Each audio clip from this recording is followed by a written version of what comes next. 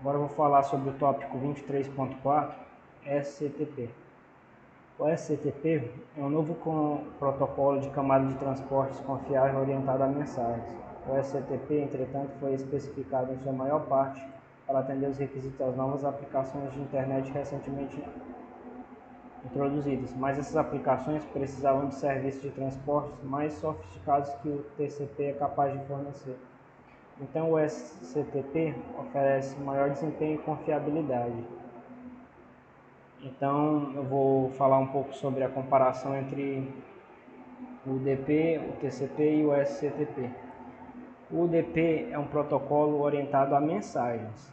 O TCP é um protocolo orientado a bytes e o SCTP combina as melhores características do UDP e do TCP.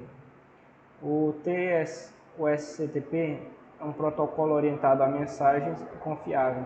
Ele preserva os delimitadores das mensagens e ao mesmo tempo detecta mensagens perdidas, duplicadas ou fora de ordem. Resumindo, o SCTP é um protocolo confiável orientado a mensagens, que combina as melhores características do UDP e do TCP.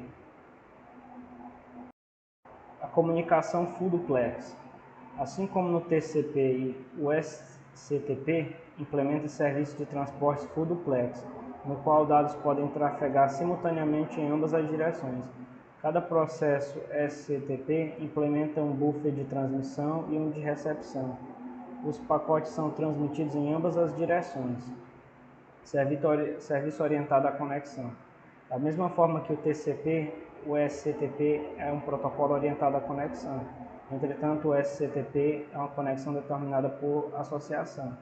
Quando ocorre um processo no ponto A e quer transmitir ou receber dados de um processo no ponto B, ocorre o seguinte: os dois SCTPs estabelecem uma associação entre si, os dados são trocados em ambas as direções e a associação é encerrada. No SCTP, um bloco de dados é enumerado usando um TSN, e para fazer a distinção entre diferentes fluxos, o SCTP usa um SI. Para distinguir diferentes conjuntos de blocos de dados pertencentes ao mesmo fluxo de dados, o SCTP usa SSNS. O TCP possui segmentos, enquanto o SCTP possui pacotes. No SCTP, as informações de controle e os dados são transportados em conjuntos de blocos separados. No SCTP temos conjuntos de blocos de dados, fluxos e pacotes. Uma associação pode transmitir muitos pacotes. Um pacote pode conter vários conjuntos de blocos e os conjuntos de blocos podem pertencer a diferentes fluxos. Os conjuntos de blocos de dados são identificados por três variáveis: TSN, SI e SSN. O TSN é o número comutativo que identifica a associação. O SI identifica o fluxo de dados e o SSN identifica o bloco de fluxo de dados. No SCTP, os números de confirmação são usados para continuar confirmando apenas conjuntos de blocos de dados. Os conjuntos de blocos de controle são confirmados por outros blocos de controle, se for necessário. Em um pacote SCTP, os conjuntos de blocos de controle são transmitidos antes dos conjuntos de blocos de dados.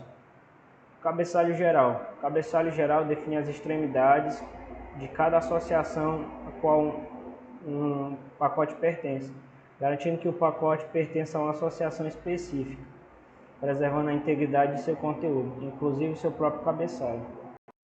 Existem 4 campos de cabeçalho no geral: endereço de porta de origem, endereço de porta de destino, marca de verificação e checksum.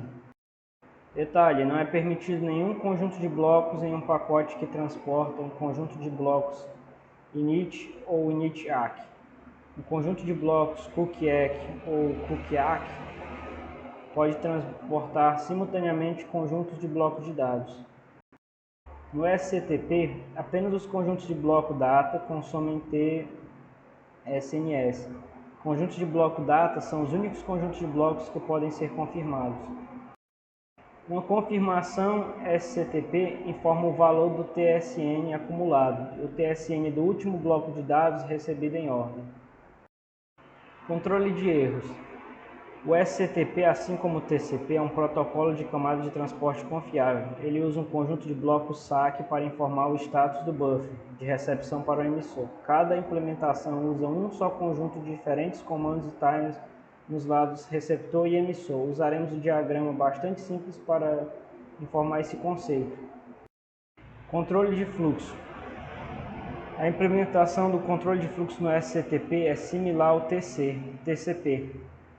No TCP, precisamos lidar apenas com uma unidade de dados, o byte. No TCP, no SCTP, necessitamos lidar com duas unidades de dados, o byte e o conjunto de blocos. Os valores RWND e CWND são expressos em bytes. Os valores TSN e as confirmações são expressas em conjuntos de blocos. Para ilustrar melhor esses conceitos, nós podemos analisar algumas hipóteses irreal. Primeiro, vamos supor que jamais ocorrerá congestionamento na rede e que seja livre de erros. Em outras palavras, supondo que o CWND seja infinito e nenhum pacote seja perdido ou sofra atrasos. Então chegue corrompido. Vamos supor também que a transferência de dados seja unidirecional. Corrigindo essa hipótese irreais em sessões futuras.